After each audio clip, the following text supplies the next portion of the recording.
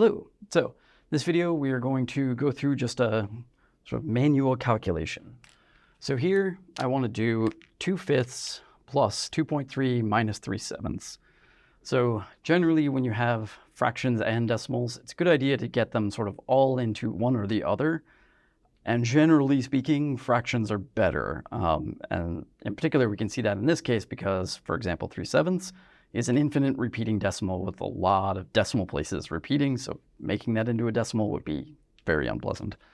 So first thing I'm going to do is rewrite this, but I'm going to make the decimal into a fraction. So I have 2/5 plus, now 2.3, I can basically think of that as like 2.3 over 1. So in fact, I'll do this off to the side here. I can think of it as 2.3 over 1, and then multiply the top and bottom by 10, which I'm choosing because that'll move the decimal point right on the 2.3, that one decimal point, it'll move it over 1, so then it'll be a whole number. So here I'm going to get 23 over 10. Okay. And sometimes you can simplify it from there, sometimes you can't. So in that case, you can't really simplify it anymore. It really is just 23 over 10. Okay. And then I'm going to subtract off 3/7. Now I want to use, I want to get a common denominator because adding and subtracting, the fractions, that requires a common denominator, whereas multiplying and dividing does not. So 5 and 10, I can do a common denominator between those very easily, and it might even be worth doing that sort of before I deal with the 7, just to make my life a little bit better. So I'm going to do that by multiplying this 2/5 on the top and bottom by 2. So I would end up with 2 over 5. So I'm going to multiply, by 2 over 2, which gets me 4 over 10. And that way I have the common denominator of 10, right? So here I have 4 over 10 plus 23 over 10 minus 3/7. Importantly, now that I have a common denominator, I can put those two things together. So I have 4 and 23. That's 27 over 10. But now I have to deal with the 7ths. So really what I want to do is figure out sort of what a common denominator between 10 and 7 is. But the easiest way to do that is to do a prime factorization. So you do prime factors of 10, which are 2 and 5. We just did that. And then I have prime factors of 7, which is just 7. And then I would need to multiply together sort of the numbers so that I get all of these numbers in a pile and all of those numbers both showing up in the result.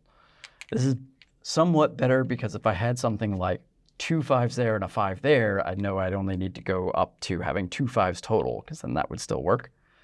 As it turns out here, it doesn't make a difference because these things are what we would call coprime, meaning that they are completely sort of separate. There's no sort of shared prime numbers. So I really do just have to do the product of all of these things, which is going to be 10 times 7, which is just 70. All right, so 70 has a 2, a 5, and a 7 as the things that divide it. So that means I have to multiply the top and bottom here by 7, right? So again, like off in my scratch work area, 27 over 10 times 7 over 7. So 27 times 7. You can do this by just doing multiplication, or you could think of it as 30 times 7 minus 3 times 7, right? And fixing it, whichever way you want to do it. So that would end up becoming, 189, if I'm doing that right. So whichever way you want to get there. And the bottom is 70, which is good because that's what we wanted. And here, right, so I'm going to end up with 189 over 70. And here, 3 over 7, so I need to get 70. I'm going to multiply the top and bottom by 10, which just puts a 0 on the end. Now I can actually put these together, right? 189 minus 30, so 189 minus 30 all over 70, which is 159 over 70. And then I could check to see if that's something I could simplify, right? So I could try dividing it by 7, but that's not going to work. I can try dividing it by 2, but that's obviously not going to work, and 5 isn't going to work. So this really is as simple as it gets. And to be clear, I know it doesn't divide by 2 because the top isn't even, and it doesn't divide by 5 because the end would have to be a 5 or a 0, which it isn't. 7 I actually have to do out, but I can do that at verify. Okay, so that's that. Hello. So in this example, we are going to simplify a number. So just to be clear, right, this e is a number, not a variable. And so as a first sort of step, again, I have sort of fractions and decimals really in the same spot, which is very irritating. So what I'm going to do is actually just go ahead and basically get rid of the decimal part. I can do that by multiplying the top and bottom by 10, because that'll move the decimal over that 1 decimal point. And that way I'll have sort of a nice whole number over whole number, so it'll just be a fraction. So to start with, I'm going to have 3e squared plus 3 minus 31 over 70. Okay. Now, if I want to simplify this, I have two sort of straight up numbers, and I have this e squared shenanigans. So I'm going to leave the e squared bit alone for right now. I'm just going to look at these sort of two numbers over here. And put those together, I need a common denominator, which, to be clear, like this 3, I can think of it as 3 over 1. So the common denominator is clearly going to be 70. So I'm going to have 3e squared. Multiply the top and bottom here by 70, which is going to get me 70 times 3, which is 7 times 3, 21 times 10, so add a 0. So that's 210 over 70 minus 31 over 70. And now, since they have a common denominator, right, I just subtract straight across. So this is going to be 3e squared. 210 minus 31, so that's going to be 180 minus 1 is 179 over 70.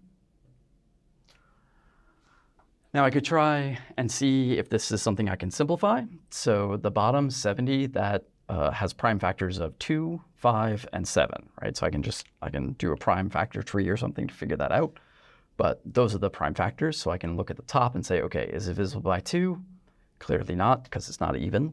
It's divisible by 5? Not so much, because the last number isn't 0 or 5. Is it divisible by 7? That's less clear, but if I actually do it out and try, it turns out not divisible by 7. So that thing really is as simplified as it's going to be. Now, you may think, like, okay, but I still have the e squared, so I should like use a calculator and get some sort of decimal thing. Don't do that. So in math classes, like this may be different depending on what class you're in, but in math classes, we don't want approximations really at all, almost ever. And in fact, the vast majority of the time, what we want is to leave it as this symbol, meaning that if we sort of converted e to its decimal approximation, like 2.71428 or whatever it is, then that will give us an approximation. We don't want that. We want an exact answer. So we really are just going to leave it as e squared. And so this term really can't be simplified without converting e into a decimal. So we leave it.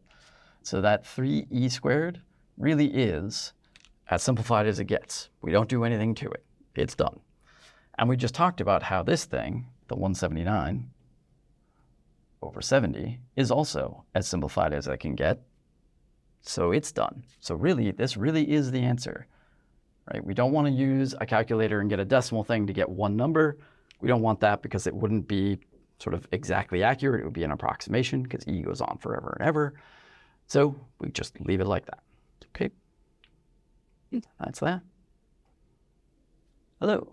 So in this segment, we're going to be calculating or simplifying a number. So here we have pi, right? So we have pi over 2, where pi is the infinite number, the ratio of diameter to circle. Then we have 3 or minus 3e, where e is again one of these infinite decimal things, and plus 6. So turns out pi is what we would call a transcendental number. You don't need to know that, but the sort of point is that it's not really something that plays well with any other number. It's really a way of thinking about that. And it turns out that e is the same way. So as it turns out, there's no real way to combine pi and e without using some sort of decimal approximation. And here's the rub. In math classes, generally speaking, not always, but almost always. Certainly for this one. We don't do decimal approximations. We want exact answers. As a result, there's no way to combine pi and e, even multiples of these things. And neither of these things have anything to do with nice normal integers like 6. So this is sort of a trick question, because as it turns out, this thing is as simple as it gets.